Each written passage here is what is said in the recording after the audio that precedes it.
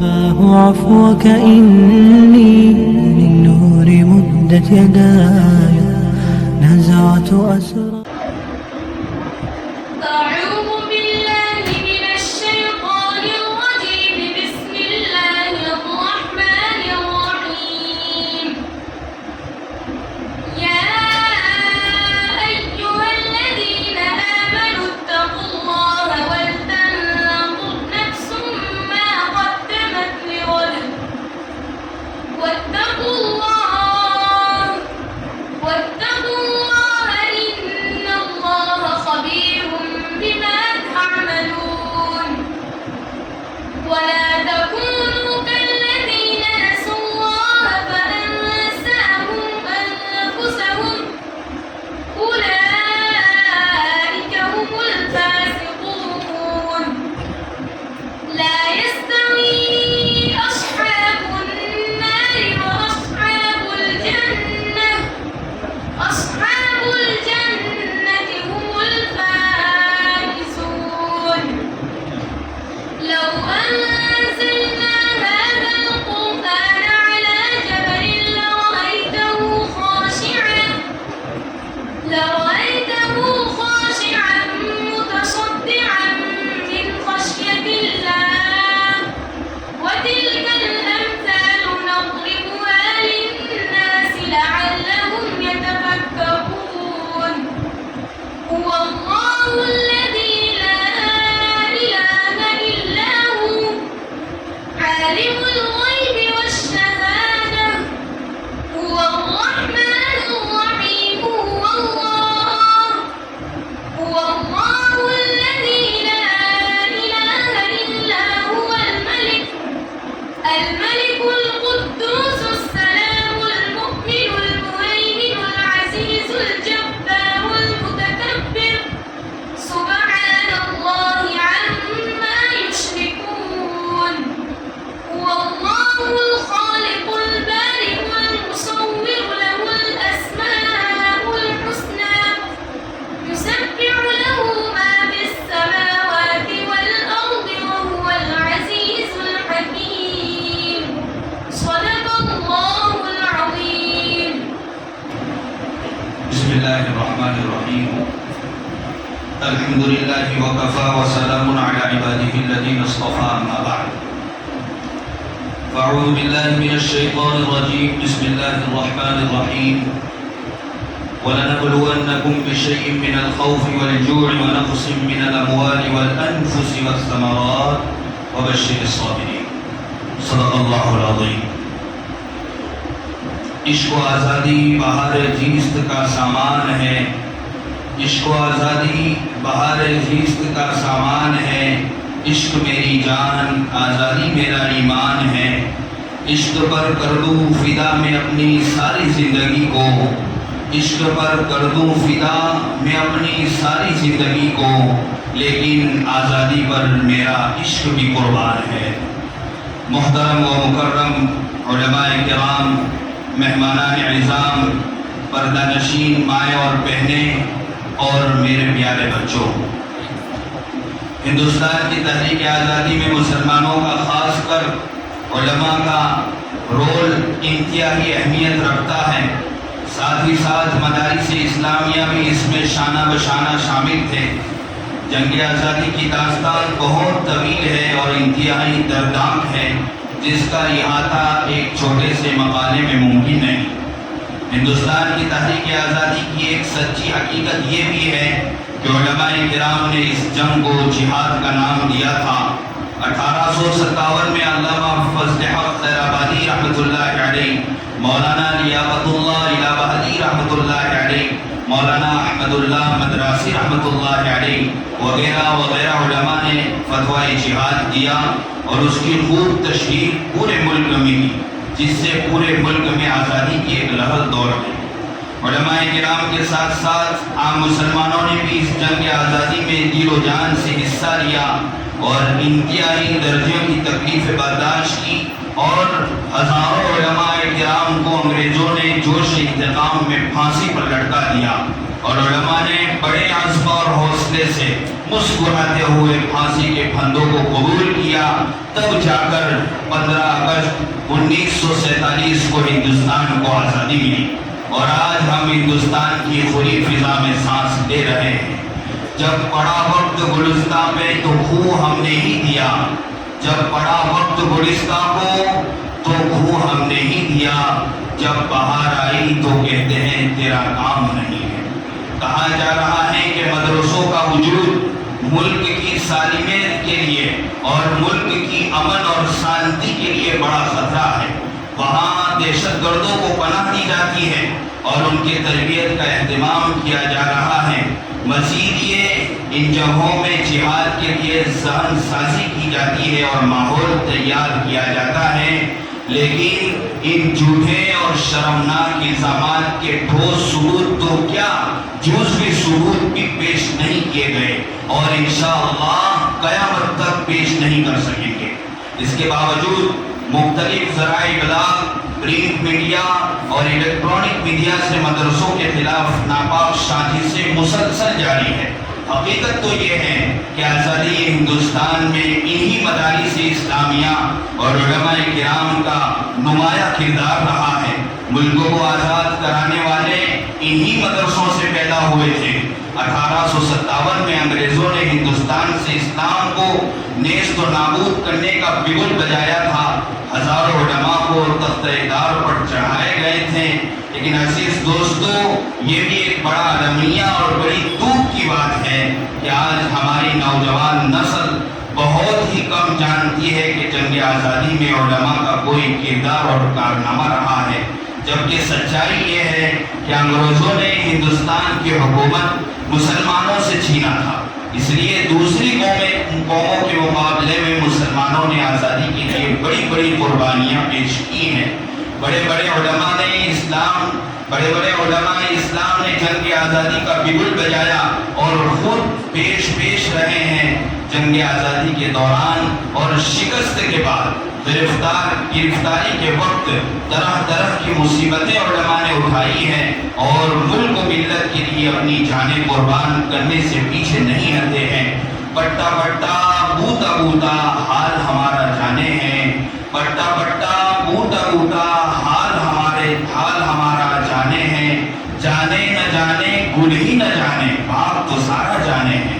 آج ہم بڑے زور و شور سے آزادی کا نعرہ لگا رہے ہیں، بڑے دھوم دھام سے آزادی کا جشن مناتے ہیں، اپنے اسلاف و اکابرین کی قربانیوں پر فخر کرتے ہیں اور برادران وطن اور حکمران جماعت سے چیخ چیخ کر یہ کہتے ہیں کہ ہم اس ملک کے حصے دار ہیں، کرایہ دار نہیں ہیں، اور یہ آج سے نہیں بلکہ 70 سال ہونے کو ہے ہم ملک سے وفاداری کا نغمہ گا رہے ہیں، لیکن افسوس یہ ہے کہ ہماری بات کو سننے کے لیے تیار نہیں ہے۔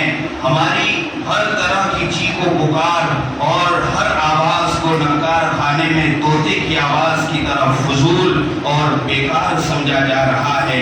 آخر کیا وجہ ہے؟ کیوں ہم اپنے برادران وطن اور حکمراں جماعت کو ایک آنکھ نہیں پاتے؟ سرزمین ہند پر ان کو ہمارا وجود کیوں چبھ رہا ہے اور آئے دن کسی نہ کسی بہانے سے ہمیں ملک چھوڑنے کا مشورہ دیا جا رہا ہے؟ آخر یہ کیوں ہو رہا ہے؟ اس لیے آج ہم ان وجوہات پر غور کرتے ہیں اور 70 سال کا احتساب کرتے ہیں۔ بلا شک و شبہ اس کے بہت سارے وجوہات سامنے آئے ہیں اور ہیں بھی بہت سارے وجوہات جن کی طرف ہم نے کبھی توجہ ہی نہیں دی، لیکن انہی وجوہات میں سے ایک اہم وجہ خود مسلمانوں کا اپنی تاریخ سے بے اعتنائی اور ہمارا غیر ذمہ دارانہ رویہ بھی ہے۔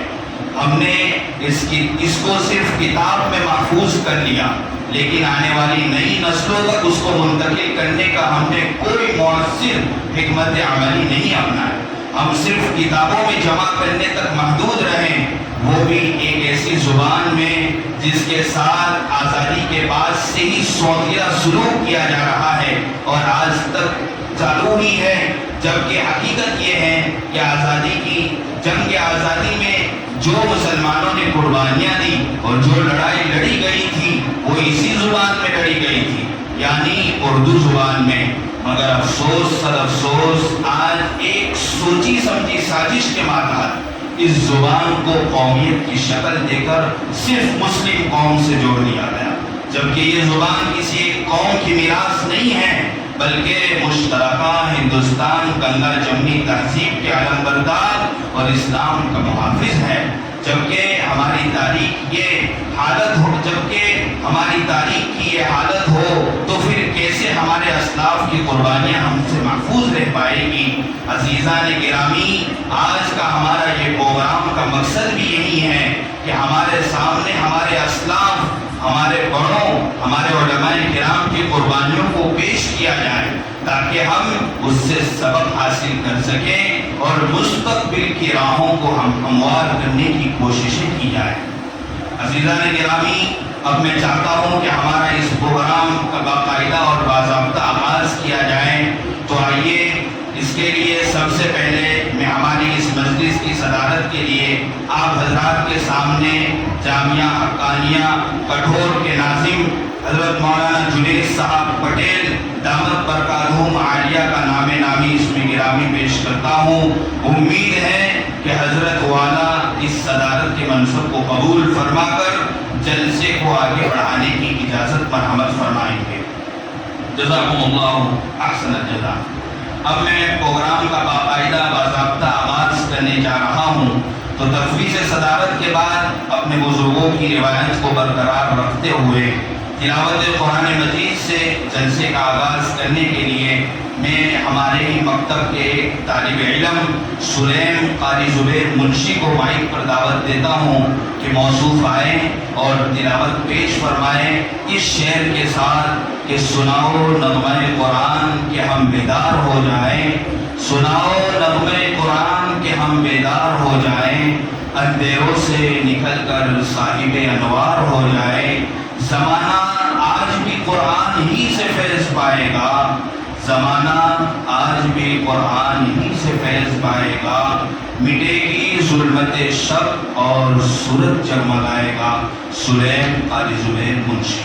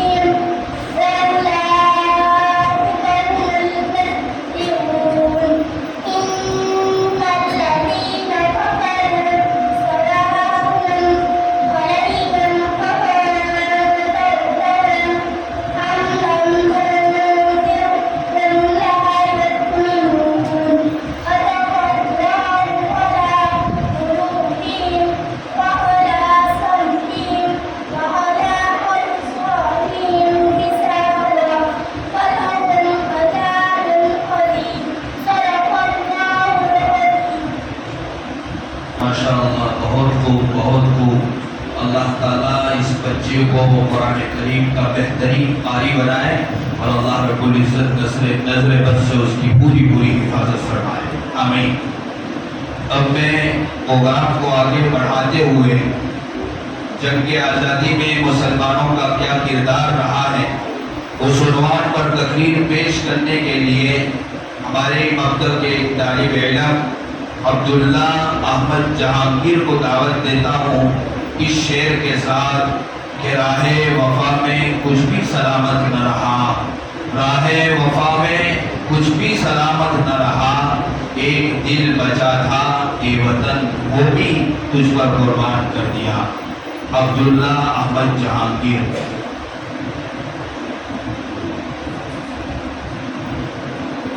السلام علیکم۔ معزز و مکرم صدر محترم، اساتذہ کرام، مہمانان اعظام اور میرے بھائیوں اور بہنوں، آج میں آپ حضرات کے سامنے جنگ آزادی اور مسلمان اس موضوع پر کچھ دیر لفظ کشائی کرنا چاہتا ہوں۔ دعا کرے اللہ تعالیٰ مجھے صحیح کہہ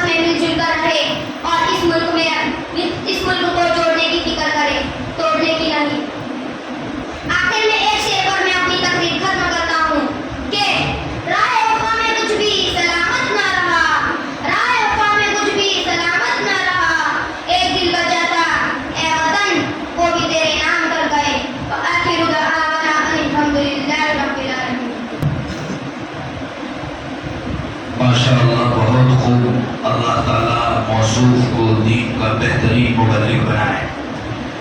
تقریر کرنے والے اس بچے کو ہمارے ایک بھائی کی جانب سے 100 روپے انعام میں دیے گئے ہیں، وہ اپنے استاد سے وصول کر لیں۔ محترم سامعین کرام، اس وقت ہمارے لیے بڑی ہی مسرت اور خوشی کا موقع ہے کہ مدرسہ ریاض العلوم کو سمپا کے 2 معقر استاد مفتی شکیل صاحب شداد دعوت برکاتہم العالیہ اور مفتی عزت صاحب توبہ زید فیضہ ہمارے حضرت قاری صاحب کے ایک ہی فون پر ہمارے اس جلسے میں تشریف لائے۔ اللہ رب العزت ان حضرات کی آمد کو ہمارے لیے نفع بخش بنائے، آمین۔ محترم سامعین کرام، اب پروگرام کو آگے بڑھاتے ہوئے میں ملکی ترانہ پیش کرنے کے لیے ہمارے ایک مکتب کی ایک بچی عمیرہ ساجد مکڑانی کو دعوت دیتا ہوں کہ آئیں اور ملکی ترانہ پیش فرمائیں۔ السلام علیکم۔ ملے کی منزل مقصود یہ ایمان رکھتے ہیں، ملے کی منزل مقصود یہ ایمان رکھتے ہیں، ہم اپنی رہنمائی کے لیے قرآن رکھتے ہیں، ہم اپنی رہنمائی کے لیے قرآن رکھتے ہیں۔ وفاداری وطن سے ہو یہی اسلام کہتا ہے، وفاداری وطن سے ہو یہی اسلام کہتا ہے، ہم اپنے دل کے ہر گوشے میں ہندوستان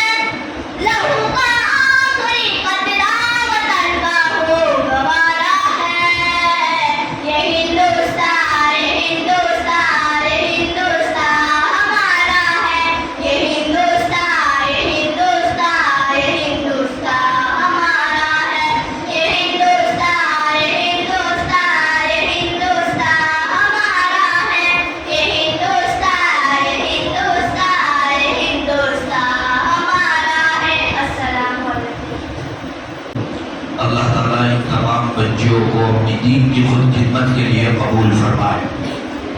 سامعین کرام، الحمدللہ ہمارے قاری زبیر صاحب منشی دامت برکاتہم عالیہ کی زیر نگرانی ہمارے جن مکتب چل رہے ہیں ان میں 300 سے قریب بچے تعلیم حاصل کر رہے ہیں الحمدللہ۔ اور اس وقت بہت سارے والی حضرات بھی یہاں موجود ہیں، تو میں یہ بات مناسب سمجھتا ہوں کہ چند بچے آپ نے اس پروگرام میں دیکھے کہ جنہوں نے بڑی ہمت کے ساتھ تقریریں بھی کی ہیں اور ترانے بھی پیش کیے ہیں۔ مکتب میں پڑھنے والا ہر استاد یہ چاہتا ہے کہ میرے پاس پڑھنے والا بچہ صرف دین کی تعلیم حاصل نہ کرے بلکہ دین کی تعلیم حاصل کرنے کے ساتھ ساتھ وہ تربیت کا بھی ایک حامل ہو، اور اس طرح کی تمام ایکٹیویٹی نہ صرف مدارس میں بلکہ جس طرح اسکولوں میں سکھایا جاتا ہے، مکتب کا ایک استاد بھی یہ چاہتا ہے کہ ہمارا یہ بچہ دین کی تعلیم حاصل کرنے کے ساتھ ساتھ جب وہ مدرسے سے اپنی تعلیم مکمل کرنے کے بعد نکلے تو ایک بااخلاق، ایک تربیت یافتہ بچہ بن کر مدرسے سے نکلے۔ اور یہ بہت ناممکن ہے عزیز دوستوں کہ مدرسے میں آنے والا بچہ اپنے استاد سے 2-2.5 گھنٹے سے زیادہ وقت نہیں دیتا، تو اس میں بھی اگر استاد اپنی تعلیم کے فراغت کے بعد بچوں کو تربیت اگر دیتا ہے تو یہ سونے سے بھی زیادہ سہاگا ہے۔ اس لیے عزیز دوستو اس بات کو غنیمت جانیے اور اس بات پر اپنی دل پر لیجیے اور یہاں سے تھان کر جائیے کہ صرف مکتب میں آنے والا 2-4 بچے ہی نہیں بلکہ ہر ایک بچہ ایک تعلیم کے ساتھ ساتھ تربیت کا بھی ایک حامل ہو، اور استاد اس کی اچھی سے بہترین اس کی تربیت کر سکے اور ہر طرح اس کو تقریر کے اعتبار سے، ترانے کے اعتبار سے، دوسری ہر ایکٹیویٹی کے اعتبار سے اس کو تیار کر سکے۔ تو والدین کی یہ ذمہ داری ہے کہ جب دونوں طرف سے کام چلے گا تو اس سے کام اور فائدہ زیادہ ہوگا۔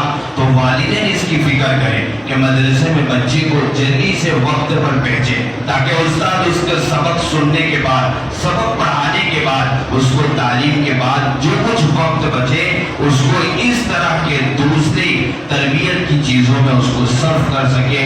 امید رکھتا ہوں کہ والی حضرات اس بات پر توجہ فرمائیں گے۔ عزیز دوستوں، اب میں دوسرا ایک ملکی ترانہ پیش کرنے کے لیے ملتانی سمیحہ یاسین کو دعوت دیتا ہوں کہ آئیں اور ملکی ترانہ پیش کریں۔ عزیز دوستو، ہماری بچیوں نے جو اس سے پہلے ترانہ پیش کیا تھا ان کے لیے اور دوسرے جو طلباء تھے جنہوں نے اس پروگرام میں حصہ لیا ہے، ہمارے فیروز بھائی کی جانب سے، ساجد بھائی کی جانب سے کچھ رقم موصول ہوئی ہے۔ اللہ رب العزت ان تمام حضرات کی روزی میں خیر و عافیت کے ساتھ برکت عطا فرمائے، اللہ ان کو کسی کا محتاج نہ بنائے، آمین۔ ہے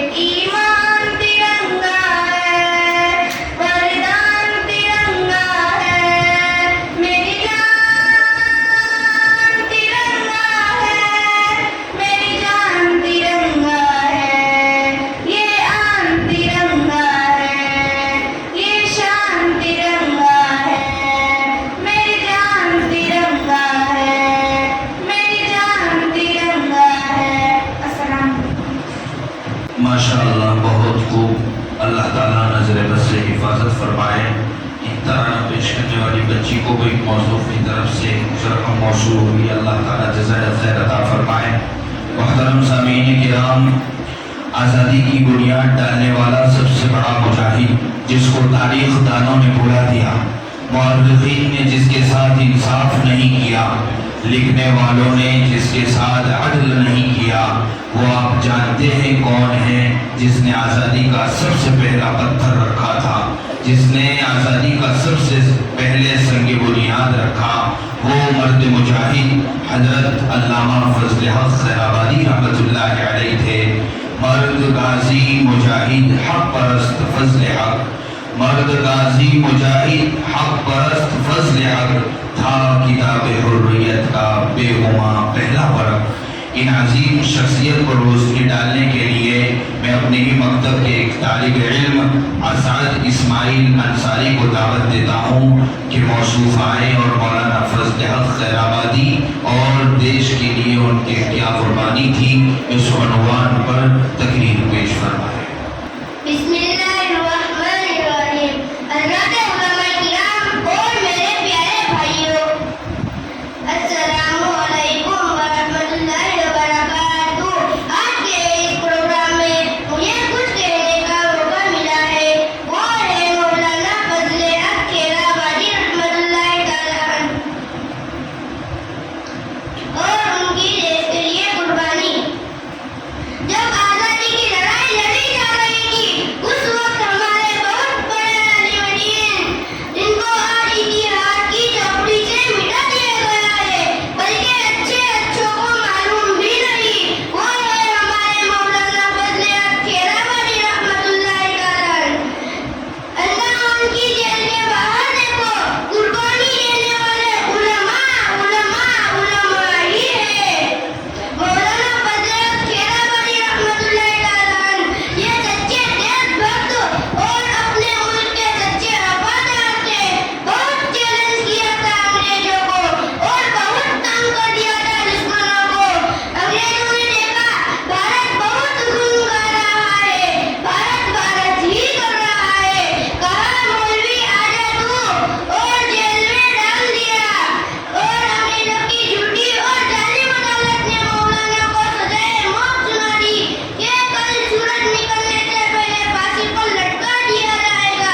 जब अंग्रेज जेलर मौलाना को सजा सुनाने आया, कहने लगा बहुत वफादार था भारत का, कि कल तुझे फांसी पर लटका दिया जाएगा। मौलाना ने मुस्कुरा कर कहा, शुक्र है अल्लाह तेरा, देश के लिए जान दे दी, मगर देश की इज्जतों का सौदा अंग्रेजों से नहीं किया। इस मुस्कुराहट ने अंग्रेज जेलर का बहुत गुस्सा कर दिया। कहने लगा तुझे रुलाऊंगा। यह कहकर मौलाना के दोनों हाथ पकड़े और उस तरह से दाढ़ी काटने लगा। मौलाना ने कहा, ये मत करो, कब्र में मैं मेरे आका को क्या मुंह दिखाऊंगा। यह कहकर रोने लगे। अंग्रेज जेलर कहने लगा, यही तो मैं चाहता था कि तू रोए। जब पूरी दाढ़ी निकाल ली गई और मौलाना के दोनों हाथ छोड़े गए, मौलाना ने अपनी दाढ़ी को उठाया, चूमा और कहा, ए मेरी दाढ़ी, तू मुझसे पहले देश के लिए कुर्बान हो गई। ये थे सच्चे देशभक्त। माशाअल्लाह बहुत खूब। हमारे अयूब भाई डोबा की जानिब से इस प्रोग्राम में हिस्सा लेने वाले तमाम बच्चों को 500 रुपये दिए गए हैं और इसी तरह इससे पहले जो बच्ची तराना पढ़कर गई थी उसको फिरोज भाई गोगरा की तरफ से 100 रुपये दिए गए हैं। उसके अलावा और भी रकम मौसूल हुई है। अल्लाह ताला तमाम ही हजरात की रोज़ी में खूब बरकत अता फरमाए, अल्लाह रब्बुल इज़्ज़त उनको तंदुरुस्ती अता फरमाए और अल्लाह उसको किसी का मोहताज न बनाए, आमीन। मोहतरम सामीन किराम, हिंदुस्तान के मुतालिक एक और तकरीर पेश करने के लिए मैं शकीला यासीन मुल्तानी को दावत देता हूँ कि वो आए और अपनी तकरीर पेश करें। अस्सलामु अलैकुम। આજના કાર્યક્રમમાં ઉપસ્થિત સૌ મહેમાનો તથા મારા વડીલો તથા મારા મિત્રો, આજના કાર્યક્રમ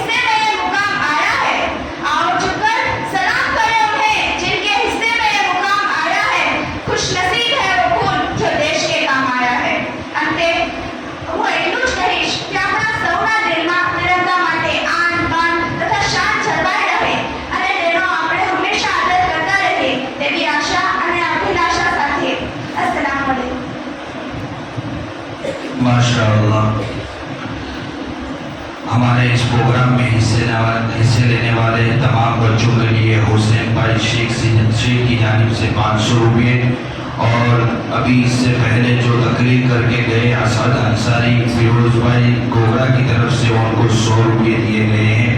अल्लाह ताला इन तमाम हजरात की इस सखावत को कबूल फरमाए और अल्लाह ताला अपने ख़ज़ाने ग़ैब से उनकी तमाम हाजतों को पूरी फरमाए, आमीन। मोहतरम दोस्तों, वतन से मोहब्बत, अपने मुल्क व सरज़मीन से क़ल्बी लगाव और देरीना ताल्लुक़ ये फितरी अमर है।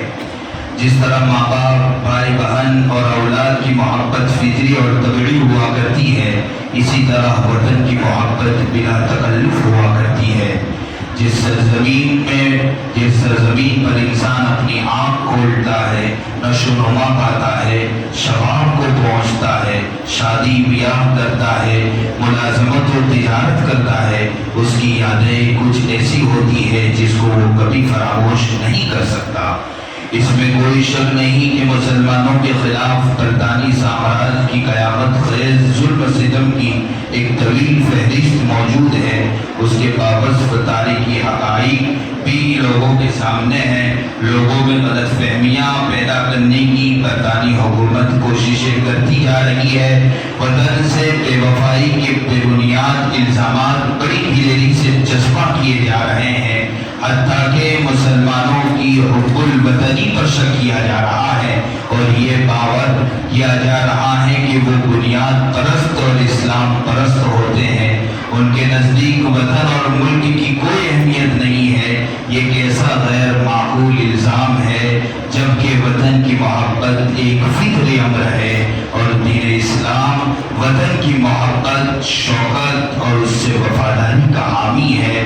तो आइए इसी उन्वान पर कि वतन की मोहब्बत और इस्लाम, इस उन्वान पर तकरीर पेश करने के लिए मैं हमारे मकतब की एक बच्ची युसरा नईम शेख को पेश करता हूँ कि वो आएँ और अपनी तकरीर पेश करें।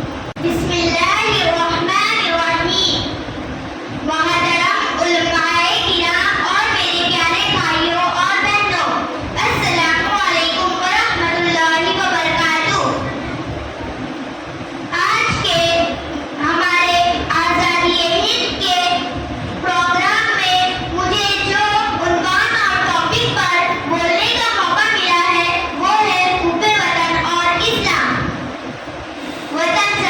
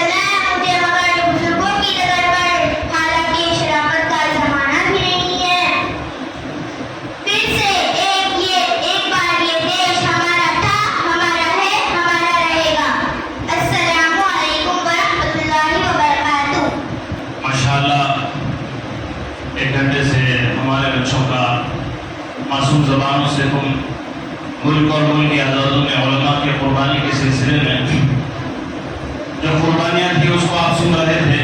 میں اس موقع پر ہمارے تمام ہی پانچ مکاتب کے تمام ہی اساتذہ، ذمہ داران، ٹرسٹی حضرات، ان تمام کا شکریہ ادا کرتا ہوں. اور بہت بلکہ 3-4 دن کے اندر ہمارے اساتذہ نے محنت کو کیا اور بچوں نے بڑی جرأت کے ساتھ، بڑی ہمت کے ساتھ یہاں کر اپنی جرأت مندانہ ہمت کو پیش کیا. اللہ تعالیٰ دنیا اور آخرت میں ان کو بہترین قبول فرمائے، بہترین بدلہ نصیب فرمائے. میرے بھائیوں، بہت تھوڑا سا وقت رہ گیا ہے.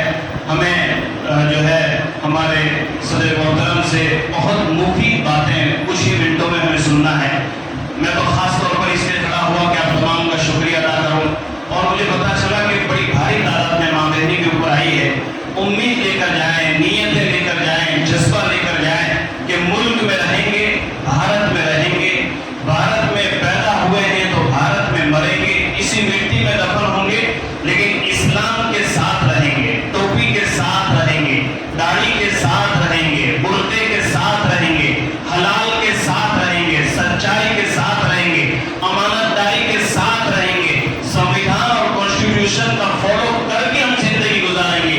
یہی آج کا میسج ہے. اس موقع پر ہمارے محبوب اور ہمارے خاص دوست مفتی شکیل صاحب اور مفتی اسد صاحب بھی اپنا وقت لے کر آئے ہیں. میں بہت شکریہ ادا کرتا ہوں. جہاں آپ کو معلوم نہیں ہے، میں نے صبح میں ہی مولانا سے کہا کہ اس طرح کا ایک پروگرام ہے. باقی مولانا کو بھی ظہر کے بعد ایک اہم میٹنگ کے لیے بھروش بھی جانا ہے. تو میں بلا کسی حائل ہوتے ہوئے مولانا سے درخواست کرتا ہوں کہ تشریف لے آئیں اور اپنے قیمتی ملفوظات سے سامعین کو مستفید فرمائیں. الحمدللہ وکفا وسلام علی عبادہ الذین اصطفى. اما بعد. قابل صدر احترام علماء کرام، مہمانان اعظام اور عزیز بچوں، ہمارے سے پہلے بہت ساری باتیں آپ کو سن چکے. مولانا لقمان صاحب نے بہت شارٹ میں لیکن سویٹ اعتبار سے پوری ہندوستان کی تاریخ پہلے سنا دی، اور جو باقی تھا وہ بچوں نے سنا دیا، اور کچھ اس پر مزید بنا قاری صاحب نے بات پوری کر دی. بس 2-4 باتیں مجھے حکم دیا گیا ہے کہ آپ کو سنانی ہے. تو مختصر میں یہ کہ پوری دنیا کی تاریخ ہم اٹھا لیں کہ جب بھی دنیا میں ضرورت پڑی ہے جہالت کا مقابلہ علم ہی سے کیا گیا. ہم جانتے ہیں کہ اللہ کے نبی صلی اللہ علیہ وسلم دنیا میں جب بھی تشریف لائے تو اس وقت کا عالم کیا تھا، وہ اس وقت کیا ماحول تھا ہمارے سامنے ہے. اللہ کے نبی کی دنیا میں تشریف آوری کے وقت میں دنیا کن کن برائیوں میں پھنسی تھی اس کا تذکرہ بھی نہیں کر سکتے.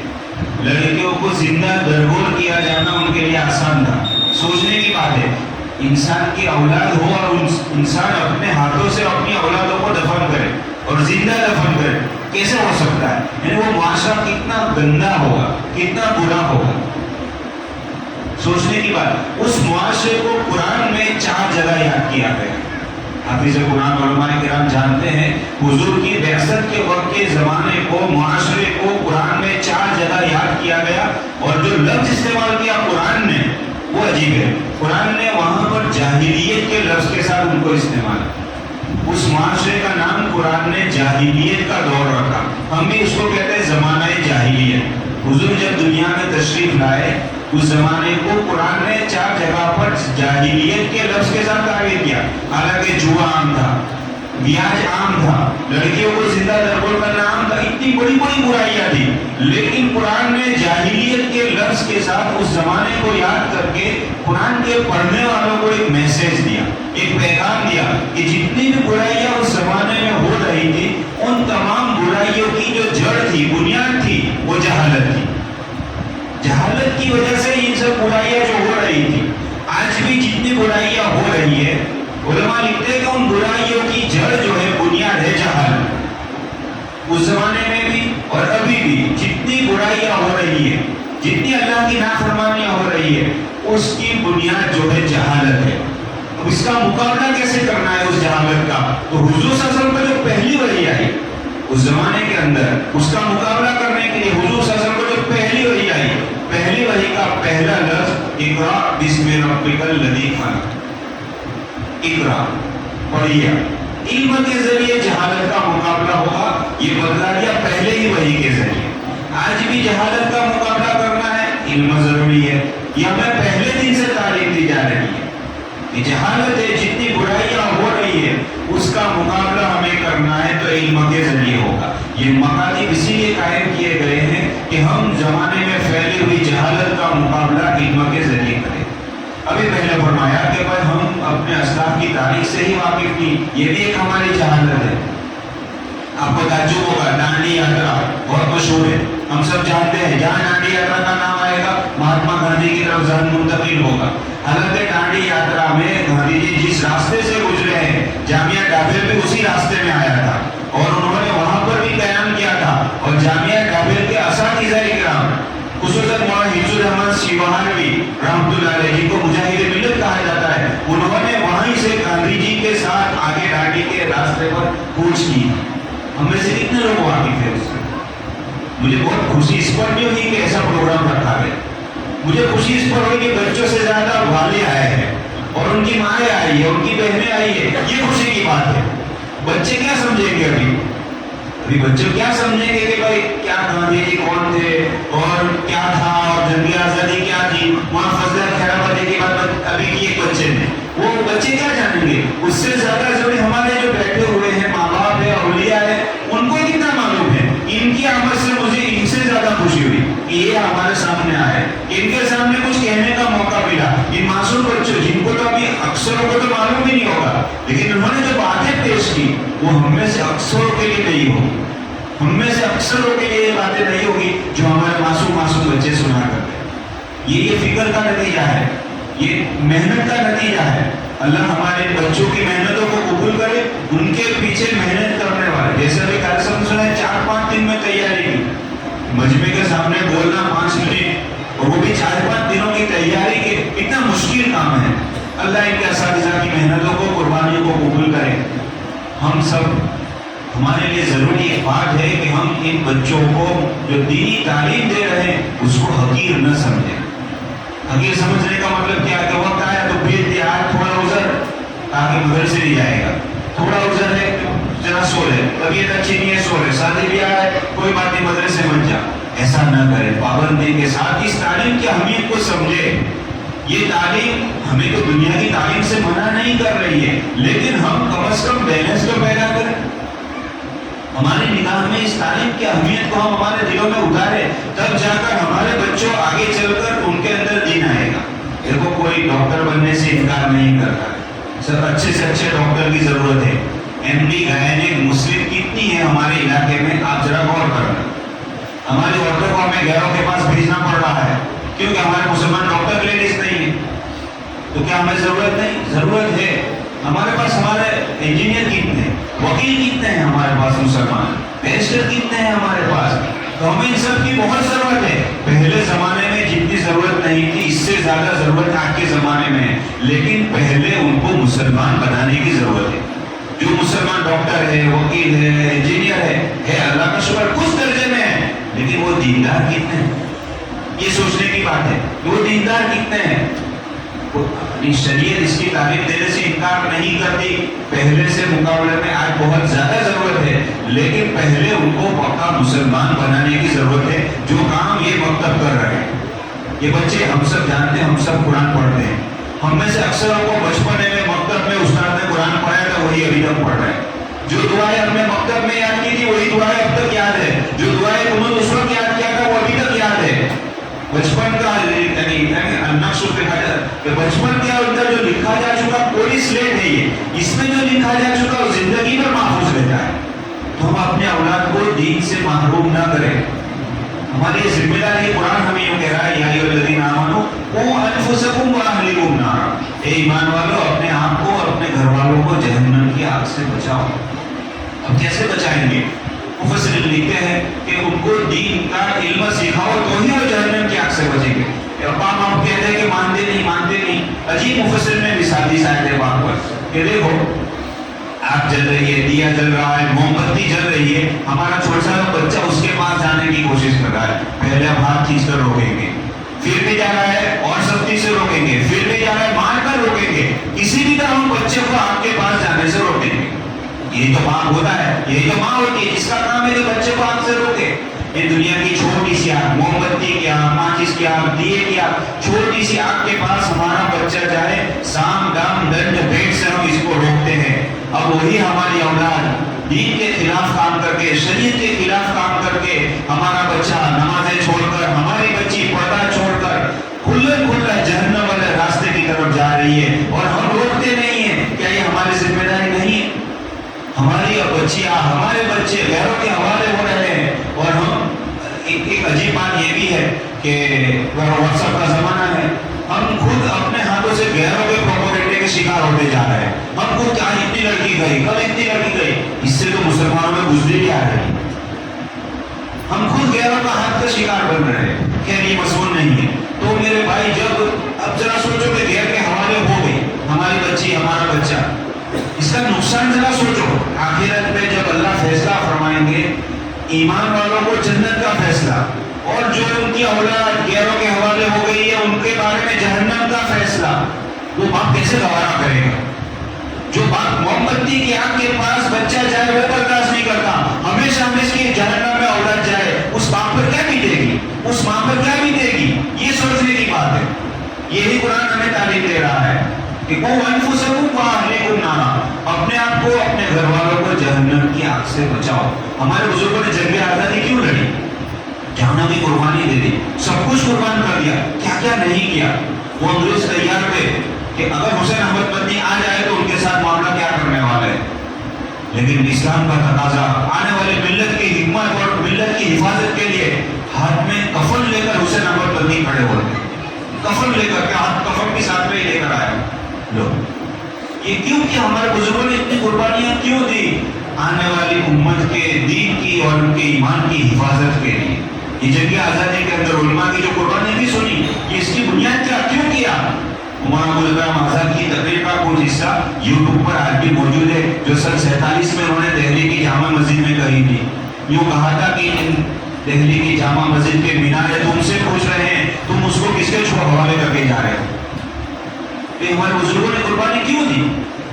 اور قربانی دینے کے بعد لیا کچھ نہیں، منسٹر بننے کی آفر نہ کہہ دیا، ہم نے اس کے لیے قربانی نہیں دی، ہمیں کچھ بھی دنیا کا منصب نہیں چاہیے، ہم تو ہماری اولادوں کی، آنے والی نسلوں کی ایمان کی حفاظت کی کوشش میں کر رہے ہیں۔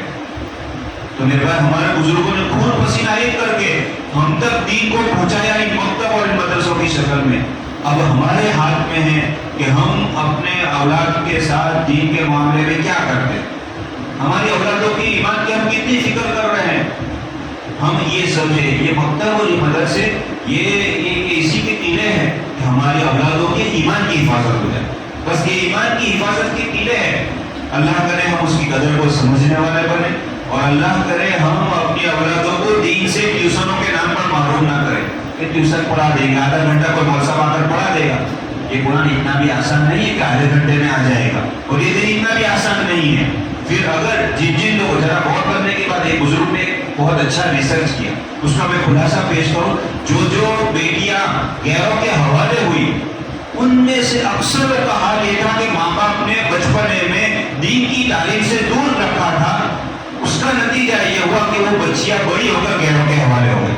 ذرا غور کرنا آپ بھی، جن کے بارے میں آپ کچھ سنے، پڑھے، سمجھے، آپ کے علم میں آئے کہ غیروں کے حوالے ہوئی ہے، ان کے پیچھے یقیناً اکثر و بیشتر یہ ہوگا کہ ماں باپ نے دنیا کی فکر تو کی، ان کی دین کی فکر نہیں کی۔ اب وہ بچے غیر کے حوالے ہوئی، اب وہ خون کے آنسو رو رہے، لیکن اب تو افسوس کرنا حد اور موقع چلا گیا۔ تو اپنی اولادوں کو دین سے محروم نہ کرو۔ ہمارے بزرگوں نے جنگ آزادی اسی لیے لڑی تھی، ہماری آنے والی نسلوں کی ایمان کی حفاظت ہو جائے۔ یہ جنگ آزادی کی لڑائی اسی لیے لڑی گئی تھی، ہمارے بزرگوں نے اسی لیے قربانی دی تھی، جس کا کچھ نمونہ بچیوں نے آپ کے سامنے پیش کیا۔ ہماری ذمہ داری اب یہ ہے ہم اپنی اولادوں کو دیندار پہلے بنائیں، اس کے بعد جو چاہے بنائیں، اعلیٰ سے اعلیٰ۔ سب جانتے ہیں کہ ان کے ہستک، ان کے توسط سے اتنے بچیاں اعلیٰ سے اعلیٰ تعلیم حاصل کر رہی ہے دنیا کی، کسی کو تو معلوم بھی نہیں ہے، میں جانتا ہوں کہ ان کے توسط سے کتنی بچی لڑکے اور لڑکیاں کسی کو معلوم نہیں، حتیٰ کہ بعض موقع پر تو لڑکے لڑکیوں کو بھی معلوم نہیں کہ کہاں سے پیسہ کون دے رہا ہے، اور اعلیٰ سے اعلیٰ تعلیم دنیا کی حاصل کر رہے ہیں. کیوں؟ یہ ضروری ہے، لیکن اس سے زیادہ ضروری پہلے ان کو دین سکھلاؤ. تو میری ماں بہنوں سے بھی گزارش ہے، اپنے اولادوں کو، چونکہ باپ کے زیادہ بچہ ماں سے قریب ہوتا ہے، ماں اگر فکر کرتی ہے کہ نہیں بچے کو دین کی تعلیم سے محروم نہیں کرنا ہے تو ماں سب کچھ کر سکتی ہے. چونکہ وقت ختم ہو رہا ہے، اللہ تعالیٰ ہمیں آج کا ہمارا کہنا سننا بیٹھنا قبول فرمائے. جیسے میں نے کہا اس پروگرام میں بچوں کی شرکت سے مجھے زیادہ خوشی نہیں ہوئی، ماں بہنیں اور ہمارے اولیاء جو فکر کر کے، جو آج چھٹی کا دن بھی نہیں ہے، آف ڈے بھی نہیں ہے، پھر بھی ہم میں سے بہت سارے لوگوں کو میں جانتا ہوں مشغول آدمی ہیں، اپنا جاب، اپنی نوکری، اپنا کام دھندا، اپنا پیپر آگے پیچھے کر کے ان بچوں کی ہمت افزائی کے لیے تشریف لائے ہیں. اللہ تعالیٰ آپ کا آنا قبول کرے اور آپ کی میری ہمارے ہر ایک کی نسلوں میں اللہ دین کو قائم رکھے. قرآن کریم میں سورہ کہف کے اندر ایک لفظ ہے وَقَانَ أَبُوهُمَا صَالِحًا، جلالہ پہلے صدق مفسر نے وہاں لکھا ہے کہ ان کے باپ نیک تھے، باپ تو نیک تھے، لیکن کہا کہ سبعۃ أَبْوَابٍ، 7 بھی اس پر نیک انسان گزرا تھا، ان 7 پشتوں کے اوپر اللہ نے دین کو باقی رکھا. انسان جب فکر کرتا ہے ایمان کی، دین کی، اللہ اس کی نسلوں میں ایمان کو باقی رکھتا ہے. 7ویں اس پر انسان نیک گزرا تھا، اس کا اثر یہ ہوا کہ ان کی ایمان کی حفاظت کے لیے اللہ نے 2 پیغمبروں کو بھیجا، موسیٰ اور خضر علیہ السلام. جب انسان نیک بنتا ہے اللہ اس کی نسلوں میں دین کو باقی رکھتے. قرآن کی آیت بھی یہی کہہ رہی ہے قُوا أَنفُسَكُمْ، اپنے آپ کو بچاؤ، خود دیندار بنو. اب باپ بھی نماز نہیں پڑھتا ہوگا، وہ بچے کو کس منہ سے کہے گا کہ نماز پڑھنے جا؟ ماں ہی نماز نہیں پڑھتی ہوگی، پردہ نہیں کرتی ہوگی، وہ کس منہ سے اپنی بیٹی کو کہے گی؟ ضرورت ہے کہ ہم بھی خود دیندار بنیں، اپنی اولادوں کو بھی دیندار بنانے کی فکر کریں. مکتب اسی لیے چل رہے ہیں، کہاں سے پیسہ آ رہا ہے، اللہ کے کون سے بندے دے رہے ہیں، بس ان سب کی فکریں، ان سب کی محنتیں. خلاصہ یہی ہے ہمارے اولادوں کے دین کی حفاظت ہو جائے. اللہ ہمارا کہنا سننا بیٹھنا جمع فرمائے، صاحب کی قربانیوں کو، محنتوں کو قبول فرمائے. اللہ ان کو امت کی طرف سے بہترین بدلہ عطا فرمائے. اور آخر دعوانا الحمدللہ رب العالمین. سبھی دعا فرمائے. درود شریف پڑھ لیں، دعا کر لیتے ہیں. بسم اللہ الرحمن الرحیم. الحمدللہ لک الحمد کلہ ولک الشکر کلہ ولک الملک کلہ بیدک الامر کلہ والیک یرجع الامر کلہ. اللهم صل على سيدنا ونبينا ومولانا محمد وبارك وسلم. یا اول الاولین یا ارحم الراحمین. یا اللہ آپ ہمارے خدا ہیں، آپ ہمارے رب، آپ ہمارے مالک ہیں، آپ ہمارے رازق ہیں. اے اللہ ہم خطا کار، سیاہ کار، تیرے دربار کے اکالی مجرم ہیں. اے اللہ آپ نے بہت بڑا کرم کیا، آپ نے بہت بڑا احسان کیا. اے اللہ دین کی نسبت پر، اسلام کی نسبت پر، ملک کی نسبت پر، بزرگوں کی نسبت پر آج آپ نے یہاں ہمیں جمع فرمایا. اے اللہ ملک کی آزادی کے خاطر ہمارے اکابرین نے، بزرگوں نے جس لائن سے قربانی دی تھی، اللہ ہمیں بہترین بدلہ نصیب فرما اور ان کی قربانیوں کو ہماری نسلوں میں ایمان اور اسلام کے باقی ہونے کا ذریعہ بنا دے. اے مالک یہ ہمارے چھوٹے چھوٹے بچے اے اللہ، اے اللہ، اے اللہ مکتبوں کی شکل میں آ رہے ہیں. اے اللہ انہیں دین دگنی ہاتھ چگنی پیاس سے مالا مال فرما دے. اے اللہ، اے اللہ، اے اللہ جو جس طریقے سے ان کی دینی اور علمی تربیت کرنی چاہیے ہم نہیں کر پا رہے ہیں. مالک ہمیں اپنی ذمہ داری کا احساس نصیب فرمائیے. مالک ہمیں اپنی ذمہ داری کا احساس نصیب فرمائے. اے اللہ یہ ہماری آخرت کا توشہ ہے، یہ ہمارے قبر کے لیے راحت کا ذریعہ ہے، یہ ہمارے جنت میں جانے کا ذریعہ ہے. اے اللہ کٹھور آنگلی کے اطراف میں جو مکاتب، جو مدارس دین کا کام جہاں کہیں جس شکل میں ہو رہا ہے اور آپ کے یہاں مقبول ہے، اے اللہ ان کو بہترین بدلہ نصیب فرما. اے اللہ مخلصین کام کرنے والے مہیا فرمائیے. اے اللہ میں نے اپنی گنہگار زبان سے مانگا ہے، ان علماء کی، بزرگوں کی دعاؤں کے صدقے میں توجہات کی برکت سے اس مجلس کو قبول فرمائیے. جزا اللہ عنا نبینا محمد صلی اللہ علیہ وسلم و اہلہ برحمتک یا ارحم الراحمین.